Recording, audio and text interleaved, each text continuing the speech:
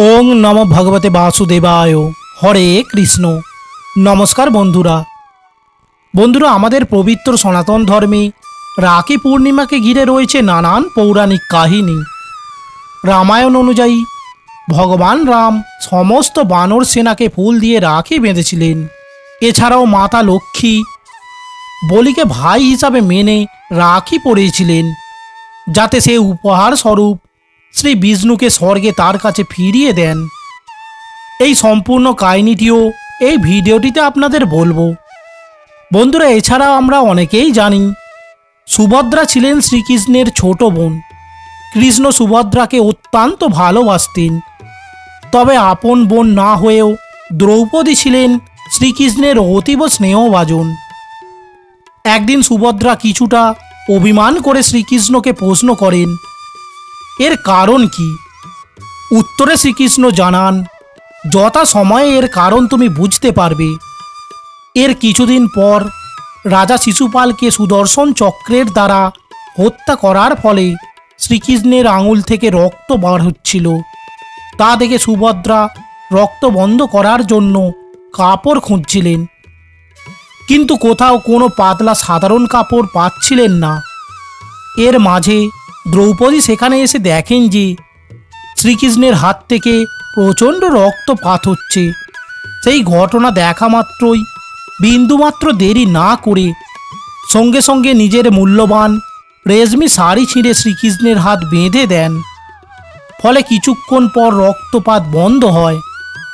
তখন শ্রীকৃষ্ণ বোন সুভদ্রাকে ডেকে বলেন, এখন তুমি নিশ্চয়ই বুঝতে পেরেছ আমি দ্রৌপদীকে কেন এত স্নেহ করি।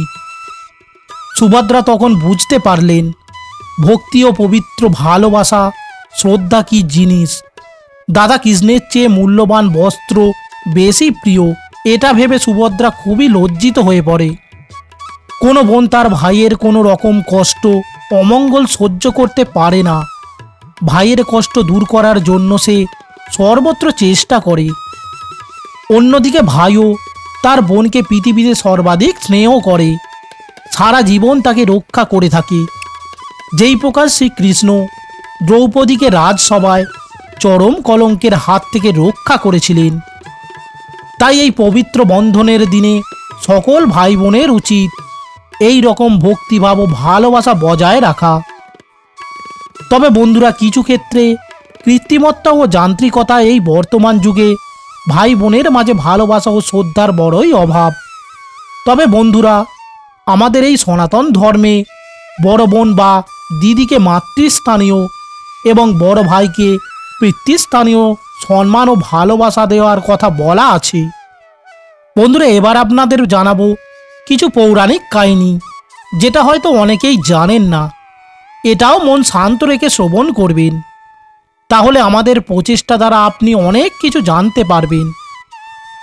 বন্ধুরা, পৌরাণিক কাহিনী অনুযায়ী রাখি বন্ধনের দিন সিদ্ধিদাতা গণেশজির বোন গণেশজির হাতে একটি রাখি বেঁধে দেন। এতে গণেশজির দুই পুত্র শুভ ও লাভের হিংসে হয়। তাদের কোনো বোন ছিল না, তাই তারা বাবার কাছে একটা বোনের আবদার করেন। গণেশজি তখন তার দুই ছেলের সন্তোষ বিধানের জন্য দিব্য আগুন থেকে একটি কন্যার জন্ম দেন। এই দেবী হলেন গণেশজির কন্যা সন্তোষী মাতা। সন্তোষী মাতা শুভ লাভের হাতে রাখি বেঁধে দেন। বন্ধুরা, আর এক পৌরাণিক কাহিনী অনুযায়ী দৈত্যরাজ বলি ছিলেন বিষ্ণুর ভক্ত। একবার ভগবান বিষ্ণু বৈকুণ্ঠ ছেড়ে বলির রাজ্য রক্ষা করতে চলে এসেছিলেন। বিষ্ণু স্ত্রী লক্ষ্মী দেবী স্বামীকে ফিরে পাওয়ার জন্য এক সাধারণ মেয়ের ছদ্মবেশে বলিরাজের কাছে আসেন। লক্ষ্মী দেবী বলিকে বলেন তার স্বামী নিরুদ্দেশ, যতদিন না স্বামী ফিরে আসেন ততদিন যেন বলি তাকে আশ্রয় দেন। বলিরাজ ছদ্মবেশী লক্ষ্মীকে আশ্রয় দিতে রাজি হন। শ্রাবণ পূর্ণিমা উৎসবে লক্ষ্মী বলিরাজের হাতে একটি রাখি বেঁধে দেন। বলিরাজের কারণ জিজ্ঞাসা করলে লক্ষ্মী দেবী আত্মপরিচয় দিয়ে সব কথা খুলে বলেন। এতে বলিরাজ মুগ্ধ হয়ে ভগবান বিষ্ণুকে ফিরে যেতে অনুরোধ করেন। বলিরাজ বিষ্ণু ও লক্ষ্মীর জন্য সর্বস্ব ত্যাগ করেন। সেই থেকে শ্রাবণ পূর্ণিমা তিথিটি বোনেরা রাখি বন্ধন হিসাবে পালন করেন। বন্ধুরা, এবার আপনাদের জানাবো কোন রাখি শুভ ও কোন রাখি অশুভ। বন্ধুরা, না জেনেই অনেক সময় ভুল রাখি কিনে ফেলেন অনেকেই, যেটা আসলে অত্যন্ত অশুভ। তাই ভেবেচিন্তে রাখি কেনা উচিত। বাজারে নানান রকমের রাখি পাওয়া যায়।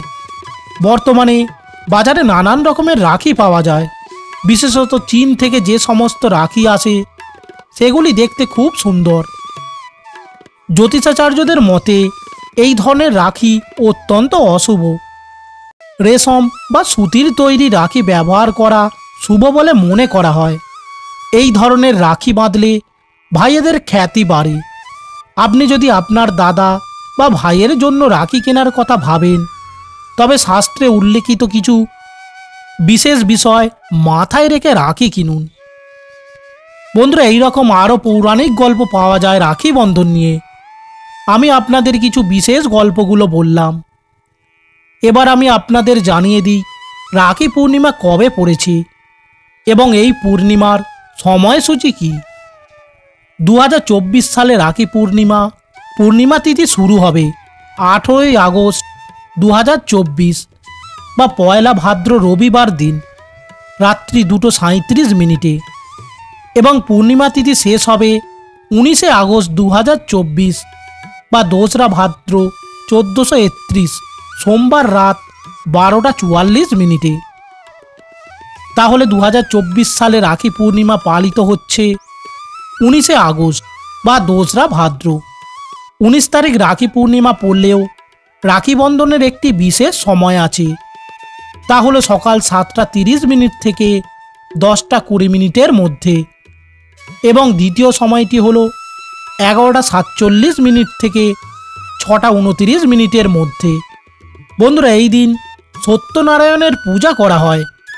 এই দিন 6:05 থেকে 9:41 পর্যন্ত এই পূজা শুভ বলে গণ্য হয়েছে। বন্ধুরা, আশা করি ভিডিওটি আপনাদের সমৃদ্ধ করতে পেরেছে। যদি ভিডিওটি ভালো লাগে একটি লাইক করবেন ও অনুরোধ চ্যানেলটি সাবস্ক্রাইব করে পাশে থাকবেন ও কমেন্টে ভক্তি ভরে লিখে যাবেন জয় শ্রীকৃষ্ণ।